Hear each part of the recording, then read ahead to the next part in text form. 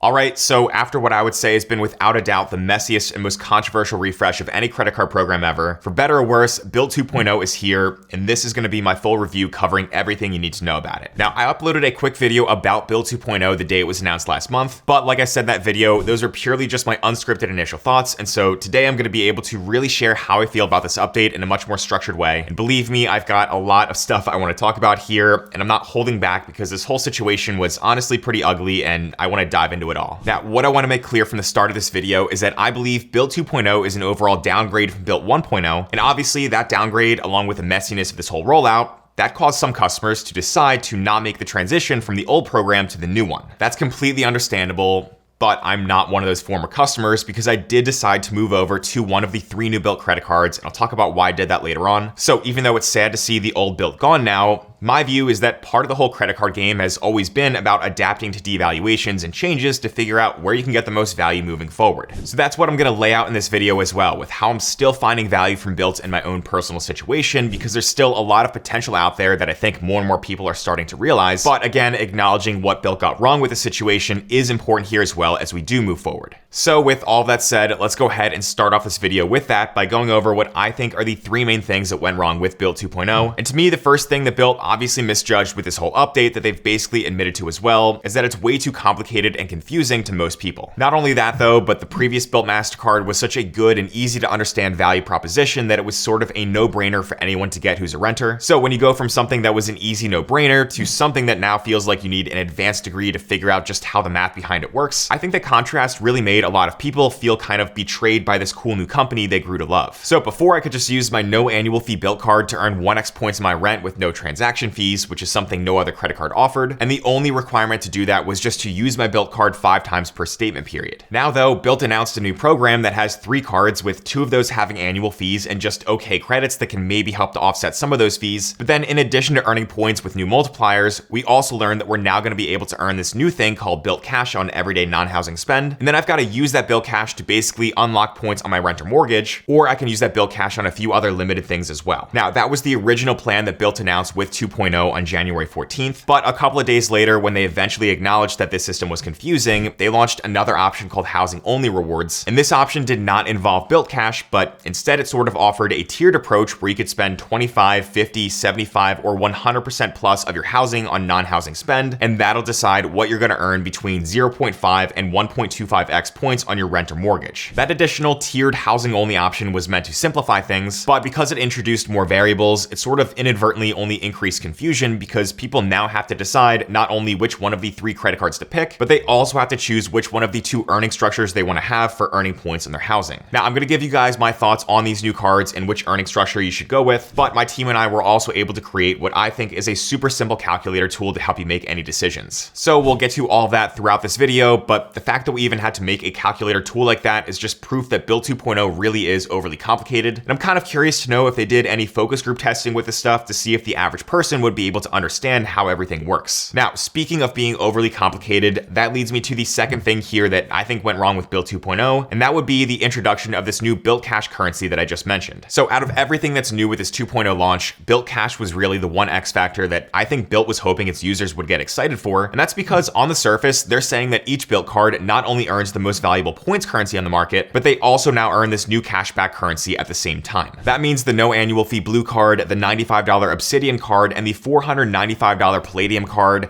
they all earned 4% back in Bilt Cash on everyday non-housing spend. So if I made $750 in purchases on any one of those cards, then that would get me $30 of Bilt Cash. Now, if that $30 could just be deposited into a bank account, then that would be revolutionary because it would make each new Bilt card here an unlimited 4% catch-all that also happens to earn points. But obviously that's too valuable and not sustainable, so instead they made it so that this Bilt Cash can be used in a few ways. First, if you have enough Bilt Cash saved up, then you can redeem that for a few types of credits that have limits each month, such as up to $50 of monthly Bilt Travel hotel credits, as well as up to $40 in monthly fitness class credits, up to $10 of monthly Lyft credits, and a few other things as well. Second, if you're an Obsidian or Palladium cardholder, then you can activate something called a points accelerator, where $200 of Bilt Cash is going to unlock an extra 1x point per dollar on everyday purchases for up to 5,000 points. But even though this sounds good on the surface, it doesn't always make sense in every situation, so I'm going to go over my thoughts on this points accelerator later on here as well. And then third, and most important, importantly, this Bilt Cash can basically unlock points on your rent or mortgage at a rate where $30 of Bilt Cash equals 1,000 points. And even if you have less Bilt Cash, that conversion still happens at that same rate. So $3 of Bilt Cash, for example, is equal to 100 points unlocked and so on. Now, this Bilt Cash unlocks points on your rent or mortgage up to the level where you've essentially unlocked the equivalent of earning the full 1x back. So if you had, let's say, a $2,000 rent, then you could use Bilt Cash to unlock only up to 2,000 points each month. And if we work backwards from that, you'll see that putting an average of $1,500 of monthly non-housing spend on your Bilt card at 4% back, that would earn you the $60 of Bilt Cash required to unlock those 2,000 points. Again, because $30 of Bilt Cash equals 1,000 points unlocked. That means you've got to spend 75% on non-housing spend to continue taking home the same full 1x points per dollar on your housing expense like you were able to earn before under the old Bilt program. But again, even if you're putting less than 75% of non-housing spend on your card, you're still going to earn some partial points on your rent or mortgage, which could be better than nothing. Bilt's also been clear that you'll never have to pay a 3% transaction fee on your rent or mortgage no matter what. But this new Bilt Cash currency effectively acts as a way to incentivize users to put more non-housing spend on their cards compared to before. And that increased everyday spend basically helps to offset the cost that Bilt has to pay behind the scenes when it comes to those transaction fees. So yeah, I do understand why Bilt needed to introduce something like this Bilt Cash system to incentivize more everyday spend while still allowing people to earn some points on housing. But I also think that Bilt just made too many changes all at once here with this refresh. I'm sure they wish they could have had more time to maybe roll out this Bilt Cash first in 1 year so we could all wrap our heads around it and then introduce new cards and the whole new reward structures the following year. But I think because Wells Fargo was losing money and they just wanted out of this partnership, Bilt didn't really have a choice here, and so they had to make all these changes at the same time as they switched over from Wells Fargo to cardless as their new servicer. And then finally, the third main thing that I think Bilt got wrong here is that they tried to play off this whole 2.0 transition as a definitive upgrade, calling it the new era of Bilt. But let's be honest and call this transition what it really was.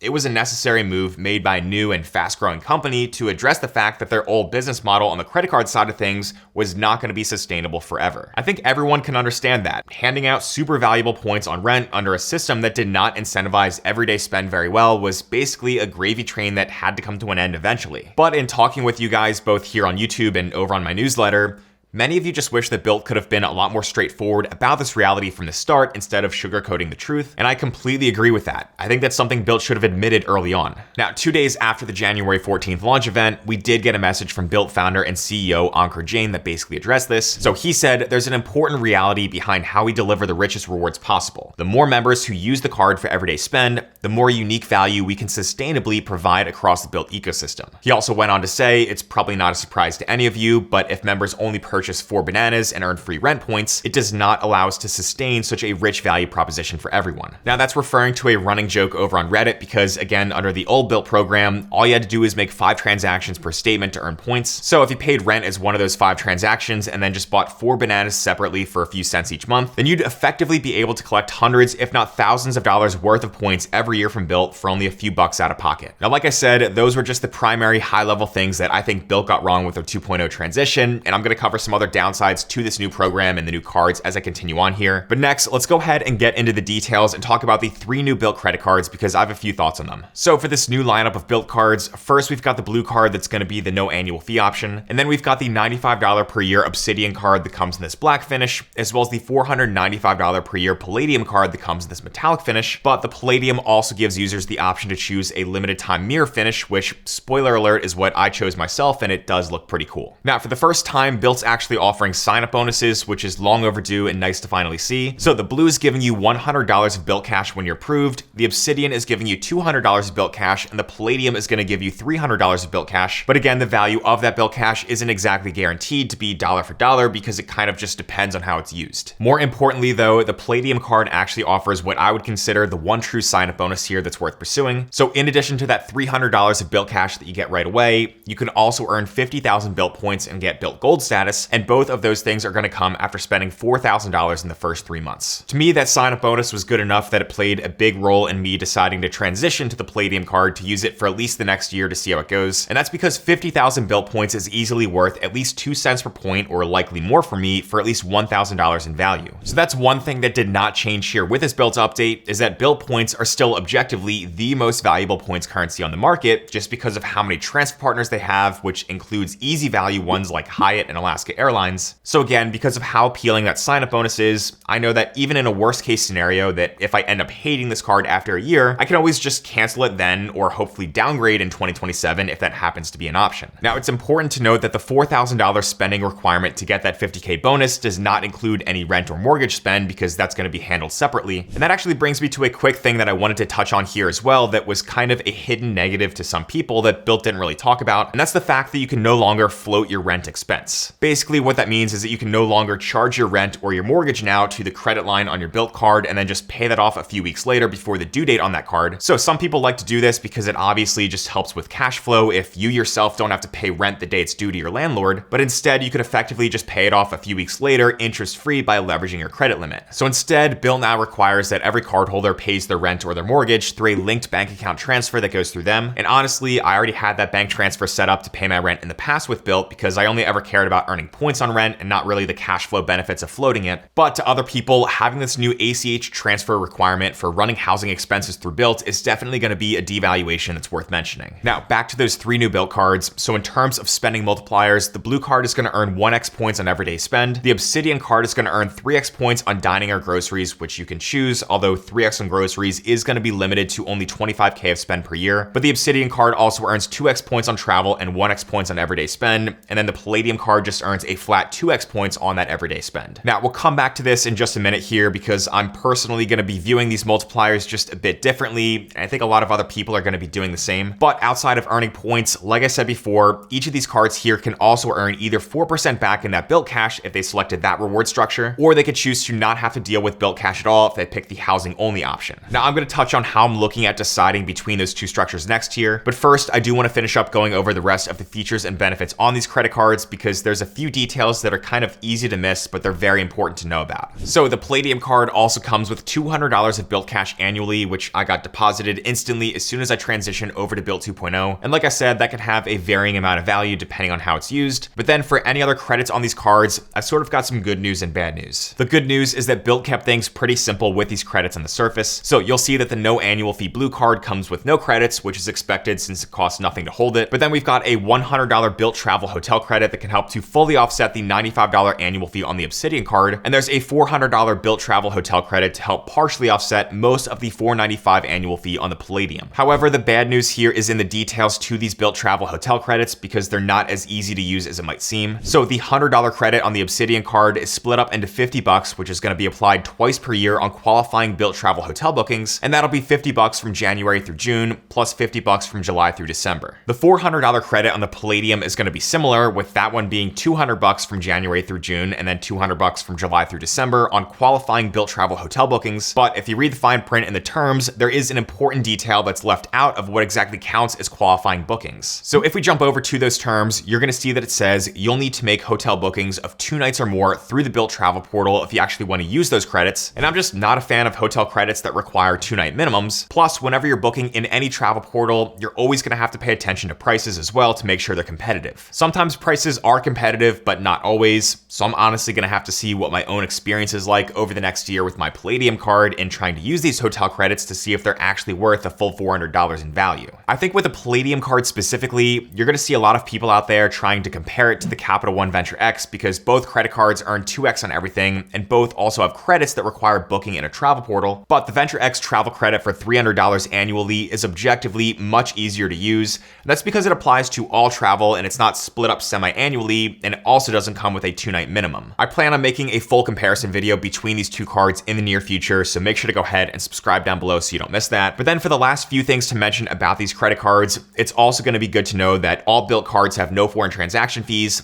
and they each come with some other different protections as well, but those protections sort of get slightly better with each higher annual fee card. So they all have a cell phone protection benefit, which is nice to have, but to get anything like trip cancellation and interruption protection, trip delay reimbursement, or master rental rent-a-car coverage, you're going to need to have either the Obsidian or the Palladium card, as you can see here on the website. Just be aware though that the master rental rent-a-car coverage is now secondary, whereas the rental car coverage under the old Bilt MasterCard was primary, so that's another hidden devaluation. And then the Palladium card also offers a few few other benefits that the others do not have, such as price drop protection, baggage delay insurance, and Priority Pass airport lounge access. That Priority Pass access does allow for up to 2 free guests, but one thing that's missing here from a premium card with a travel focus like this that I'm surprised to not see is a credit for either global entry or TSA PreCheck. Personally, I don't really care about that because I've got credits for those things on several other cards, so I wonder if Bilt was assuming the same thing and that's why it's not here, or if it would have just required them to maybe make the annual fee a bit higher or something like that, so it was best just to leave it out. So again, just something to kind of be aware of here if you don't already have global entry or TSA PreCheck. Also, to add an authorized user on these cards, each authorized user is going to be $0 per year for the blue card, $50 per year for the obsidian, and $95 per year for the palladium. So I also view having to pay extra for these additional cards as another small negative. Now, with all that stuff laid out there about Bilt 2.0 and these 3 new cards, here's why I decided to go ahead and move forward with the Palladium card myself for my own credit card strategy. And here's how I went about comparing the Bilt Cash reward structure to the tiered housing only structure to kind of decide which way I wanted to unlock or earn points on my housing. So first of all, one of the main reasons I was excited about Bilt 2.0 in the first place before they ever announced any details or any of those details got leaked ahead of time is just because, as many of you know if you watch my YouTube channel, I stopped renting towards the end of last year because my wife and I bought a house. That meant I had already lost the ability to earn points on my mortgage under Bilt 1.0 anyway because that previous program only supported earning points on rent. So the fact that Bilt 2.0 even allows me to earn any points on my mortgage now, that is going to be an upgrade for me personally and for many homeowners out there who can now do the same. Now, obviously, I still had to run the numbers to see if transitioning over to this complicated new Bilt program was actually going to be worth the hassle. But as I did start running those numbers, I saw an opportunity to sort of reframe the way I could be looking at Bilt moving forward. So here's what I did. Basically, I'm looking at earning points on housing as being gone now under Bilt 2.0. So essentially, I'm going to continue viewing my mortgage as earning 0 points per dollar, and if I was renting, then I'd view my rent as also earning 0 points per dollar. I know that Bilt's going to continue marketing this whole idea of unlocking points on your rent or mortgage through Bilt Cash, or earning between 0.5 and 1.25x on your rent or mortgage based on the reward structure you choose. But the reality is that the mechanism behind how you actually go about unlocking and earning those points on housing, that is now completely tied to how much non-housing everyday spend you put on these Bilt cards. So here's what I'm doing instead. I'm viewing each of these 3 new Bilt cards like they're brand new credit cards on the market, and I'm forcing myself to basically forget about the fact that I was earning points under the old Bilt program because, again, that's dead to me now. But if I'm just objectively looking at these 3 new cards, and if I'm also considering that Bilt points are still objectively the most valuable points in the credit card game for travel, then honestly, I'd actually be excited to see that I can now earn 3x points on groceries with the Obsidian card, or the fact that I can earn 2x Bilt points as a catch-all with the Palladium. Now that's assuming the annual fees are reasonable and that the Bilt travel hotel credits are actually valuable, which again is kind of questionable just because of that 2-night minimum. But there's going to be one feature here that I want to throw back into the equation that really makes these cards even more valuable for everyday spending compared to what their advertised multipliers are showing on the surface. That feature is actually choosing to go with the Bilt Cash option to unlock points on your rent or mortgage, and that's because by going with the flexible Bilt Cash option, the way the math works is that you're able to add effectively an extra 1.33x points per dollar on top of all everyday multiplier categories on these cards, as long as you're spending 75% or less of what your linked housing costs are. So that means I can look at this like I'm earning 0 points on my rent or mortgage, but with the points unlocked from Bilt Cash, I'd be earning 2.33x on everyday spend with the blue card. I'd earn 4.33x on dining or groceries, 3.33x on travel, and 2.33x on everyday spend with the Obsidian, or 3.33x on everything with the Palladium, which is what I went with because that is going to beat any of my 1.5 or 2x catch-all cards I'm currently using. So here's an example of this.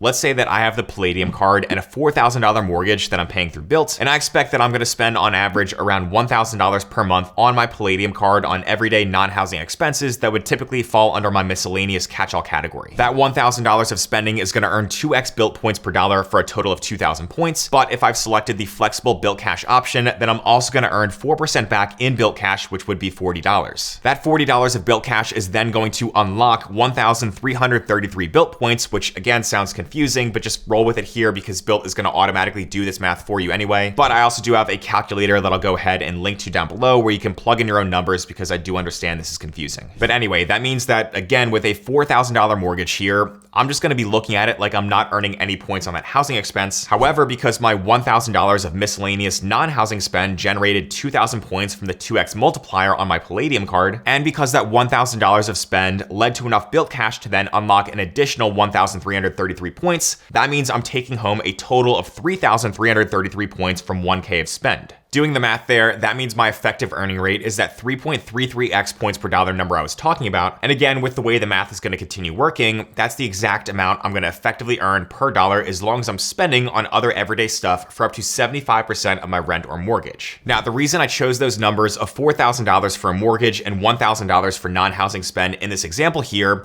is because those numbers could actually show why the tiered housing only structure might be better than Bilt Cash, but I'll explain why I'm still going with Bilt Cash anyway. So under the tiered structure, Bilt says that if my everyday non-housing spend in a billing cycle is at least 25% of my rent or mortgage, then I'm going to earn 0.5x points per dollar on that rent or mortgage. So because my everyday spend is $1,000, which is exactly 25% of my $4,000 mortgage in this example, that earns me 0.5x points on my mortgage, which is 2,000 points. Then I'll also earn 2,000 points from the 2x multiplier on my Palladium card for my $1,000 of spending. So that's going to get me 4,000 points in total without ever having to worry about Bilt Cash, and 4,000 total points earned relative to $1,000 of spend is actually an effective 4x points per dollar, which is insane. Now that 4x relative effective multiplier actually beats the 3.33x under the Bilt Cash option, which is pretty cool. And again, I encourage you guys to go ahead and actually play around with the calculator that I'll link to down below, because that's going to be a very good visual tool that might make some of this stuff a bit easier to understand. And checking out that calculator is actually going to also sign you up for our free newsletter called Wiser Wallet. In that newsletter, we cover updates about credit card and personal finance news, as well as plenty of examples on how to actually redeem your points and miles for max value. And we've been covering several stories lately about Bilt updates over there as well. So I know that I don't make a lot of breaking news videos here on this YouTube channel, but if you ever want to know my thoughts on any news from Bilt or anything else, then my newsletter is actually going to be the best way to do that. So make sure to go ahead and check out that calculator and join the nearly 30,000 other people who are subscribed to Wiser Wallet. But back to the way I'm looking at the whole Bilt Cash versus tiered housing only structure thing, there is going to be sort of a problem with the tiered structure that makes me personally not want to use it. That problem is that my spending habits for everyday spend in a given month are going to be sort of unpredictable. And when you actually sit down and do the math, there's going to be certain levels of monthly spend under the tiered option where you make out better than the 3.33x on everything with the Palladium, but there's also certain levels of spend under that tiered option where you can effectively earn less than 3.33x. So this chart here that I found over on Reddit is going to kind of break down what various spending amounts as a percentage of your housing is going to earn you as an effective multiplier under Bilt 2.0. So you can go ahead and pause this video here if you want to go and read this chart, or again, just use that calculator we created as well to plug in your own numbers. But basically, because I do have a pretty high mortgage and my everyday spend is typically always going to be well under 75% of that every month, I prefer to go ahead and lock in the effective 3.33x multiplier on everything by using the more predictable Bilt Cash option instead of the less predictable tiered housing only option. Now, you can rotate back and forth between these two options if you ever do change your mind. And also, it's important to note that even though Bilt Cash does seem confusing, Bilt actually allows you to just tap a button inside of your account to then automatically convert as much Bilt Cash into unlocking as many points as possible on your rent or mortgage. So it's good to try to understand the theory behind how all this math works, but it's also handled for you anyway, which is nice. Bilt Cash also gives me the option to occasionally use it at a one-to-one value exchange for certain other credits I mentioned before, like maybe $10 towards a Lyft ride here or there. And then the other thing that seems appealing to people with Bilt Cash is the ability to then use it for that points accelerator I mentioned earlier in this video as well. However, you want to be careful here because when you do the math, $200 of Bilt Cash can be used to unlock an extra 1x point per dollar on everyday spend for up to 5,000 points. So that allows you to earn 3x on a card like the Palladium for up to $5,000 of spending to get those 5,000 extra points. But looking at that another way, $200 of Bilt Cash is essentially being exchanged for 5,000 points, assuming that you reach the full spend amount. However, that same $200 of Bilt Cash would actually unlock 6,667 points from your rent or mortgage. So that means the best order of operations here, if your goal with Bilt Cash is to earn the most Bilt points possible, is to use as much Bilt Cash as you can to unlock the full amount of points that can be earned from your rent or mortgage. But if you have a somewhat lower housing expense and your everyday spend on these cards happens to be more than 75% of your housing cost, just know here that you're gonna be earning excess Bilt Cash that cannot be used to unlock any more points on housing. And to me, that's really where that excess Bilt Cash could be good for using it on that points accelerator. And that's because you can only roll over up to $100 of Bilt Cash from year to year, so there's going to be an incentive to use it or lose it. So as you can see from everything, this new Bilt 2.0 program is going to be a very, very subjective thing where there's no true one-size-fits-all answer for how you should be using it. So again, I tried to just lay out the way that I'm personally doing things, but you are gonna have to go ahead and run your own numbers and then think through this for yourself to decide if Bilt is still gonna be worth it for you. And then if it is worth it for you, what options you wanna go with to make it work. So is Bilt 2.0 way too complicated?